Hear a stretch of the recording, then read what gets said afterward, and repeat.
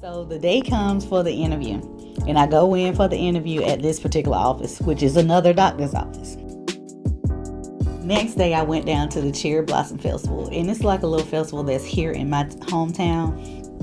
So the phone rings, and I look down at the phone, and I'm like, I don't even recognize this number. Usually I don't answer the phone, but this time I did. So I answered the phone, and this lady was on the phone, and she was like, hey, wondering were you still interested in a job? I didn't even apply for a job. What are you talking about? And so she was like, well, no, we pulled your resume off of Indeed, and if you could come in and talk to us. And I was like, yeah, okay, whatever. Now I'm up here acting like I got 1,000,009 jobs. Like I want to turn down this job because I'm enjoying my time away from the office. But at the same time, I was like, I need to get some checks. You know what I'm saying? Because I had quit. So the day comes for the interview, and I go in for the interview at this particular office, which is another doctor's office. Should have known better, but hey, I went anyway because this is where desperation was kicking in. Got the job.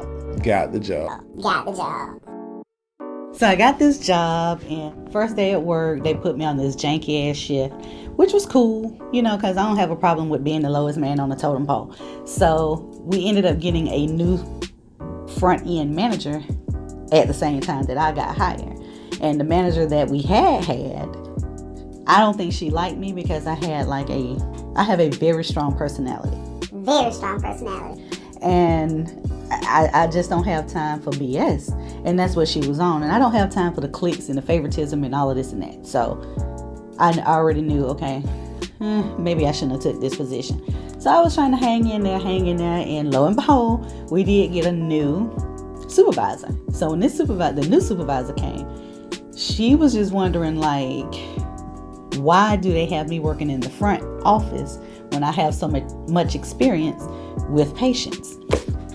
So I was like, hey, I just took the job. So she moved me. I ended up getting my own office. And I was doing pre-ops for patients that were getting procedures done.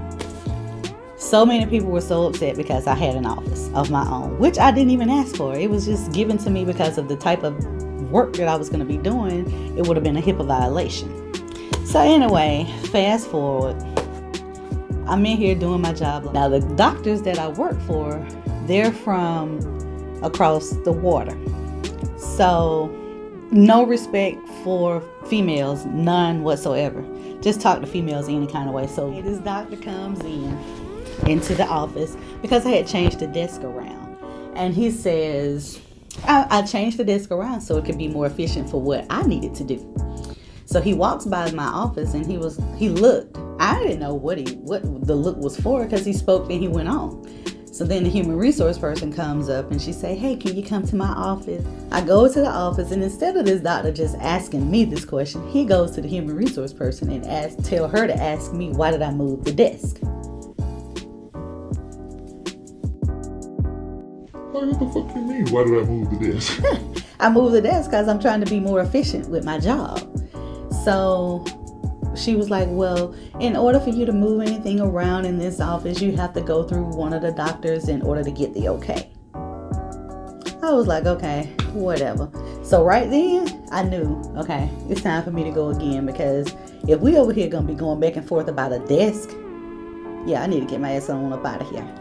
All right, so I'm in my office and the phone rings, my cell phone rings, and it's a job. It's a job working from home. And they were like, if I could get to do the drug test and do a background check, and what else did I have to do? I had to do a drug test, I had to do a background check, and then I had to turn some information in from a notary with my passport. You know, that type of stuff where you have to turn your passport and 2 proofs of ID and all of this stuff here. Excuse me. That's what I did. So I got ready to leave work, and they start tripping like, need you to stay late. You know, we got this going on. We need you to help with the front desk because such and such had to leave early because their child had something going on. Now, mind you, I don't have a problem with being a team player, but what you're not going to do is tell me this at the last minute, you know, because I'm getting ready to go. I got something to do. Just like the person that had left had something to do. All right, so I got back to where I lived too late, so I had to go do the drug test the next day, which would have put me late for work. So I called them and I told them I was going to be late. And it was you know, the person that I talked to was acting like they had a problem with me calling in to say that I was going to be running a few minutes late.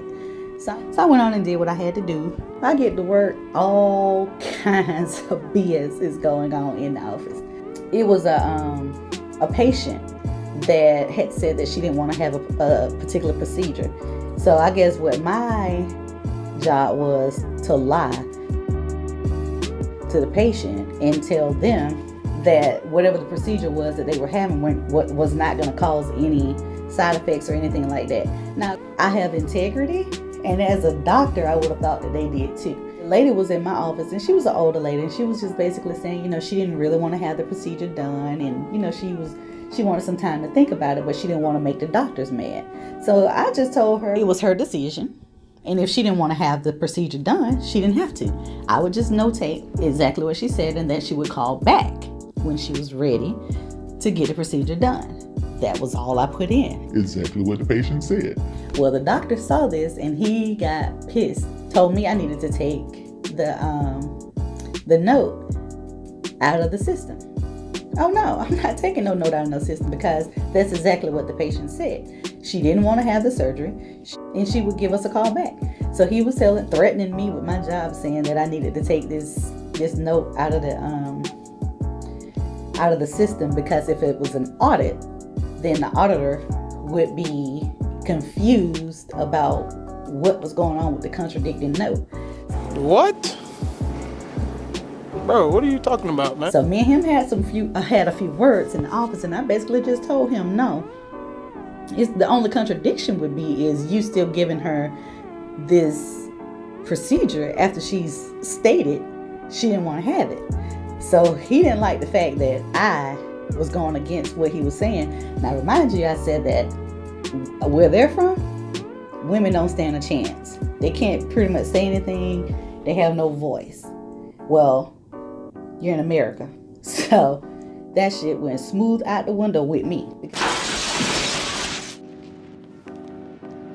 Because you're not going to stand here and tell me to go against what I know is right and give this lady this procedure when she didn't want it. And then if something happened, then we all is involved in this. So I was like, man, whatever. I packed up my stuff and I got up out of there. Bro, I'm out, man. That nigga's tripping. So that's how I ended up being an entrepreneur. I just walked out. That was the second time. It was like, you know what? This is it. I just don't have the time, the patience, the energy, the nothing to keep on acting like, you know, I just need to be at these jobs. So I started thinking, what can I do?